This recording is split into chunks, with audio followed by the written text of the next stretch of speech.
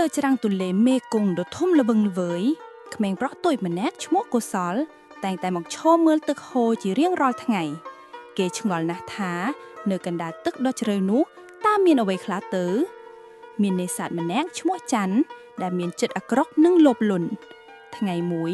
ច័ន្ទបាំងបោះសំណាញ់ដ៏ធំរបស់គេចូលទៅក្នុងទឹកដ៏ជ្រៅដើម្បីចាប់ត្រីឲ្យបានច្រើនប៉ុន្តែសំណាញ់របស់ច័ន្ទមិនមែនចាប់បានតែត្រីធម្មតាទេកុសលបានឮសំឡេងថ្ងោរដ៏ជ្រៅនិងសោកសៅចេញពីបាតទន្លេកុសលបានហែលចុះទីមើល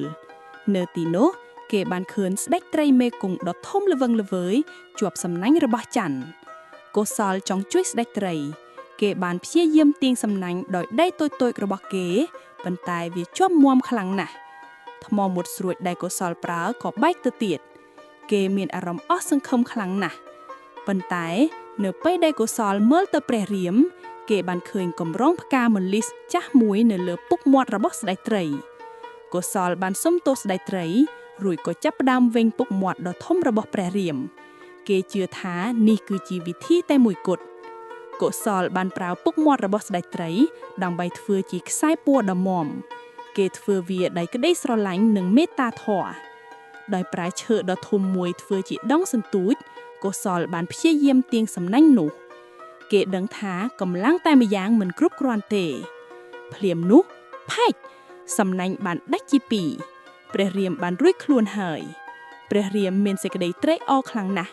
គេដឹងគុណកុសលដែលបានជួយសង្គ្រោះជីវិតគេព្រះរាមបានខ្សឹបប្រាប់កុសលថាដោយសារតែក្តីមេត្តារបស់ឯងយើងនឹងផ្ដល់បំណងមួយដល់ឯងកុសលមិនបានសុំមាសប្រាក់ឡើយគេគ្រាន់តែចង់ហោះទៅលើមេឃនិងមើលសម្រស់កំពូលប្រាសាទព្រះរាមក៏ផ្លុំពពុះទឹកដ៏ធំមួយវាព័ទ្ធជុំវិញខ្លួនកុសលយ៉ាងជិតពពុះទឹកបាននាំកុសលហោះឡើងលើវាហោះកាត់វាលស្មៅនិងពន្លឺព្រះអាទិត្យទីបំផុតកុសលបានហោះចេញពីទឹកវាហោះខ្ពស់ទៅលើមេឃពីលើមេឃកុសលបានឃើញកំពូលប្រាសាទពណ៌មាសវាស្អាតខ្លាំងណាស់ពេលព្រះអាទិត្យលិចកុសលក៏ហោះត្រឡប់មកវិញពពុះទឹកបានរលាយបាត់ទៅគេមានអារម្មណ៍សប្បាយរីករាយខ្លាំងណាស់កុសលបានរៀនថាសួរបីតែជំនួយតូចតាចក៏អាចផ្ដល់ក្តីសង្ឃឹមដ៏ធំធេងបានដែរចាប់ពីថ្ងៃនោះមកកុសលតែងតែធ្វើអំពើល្អជានិច្ច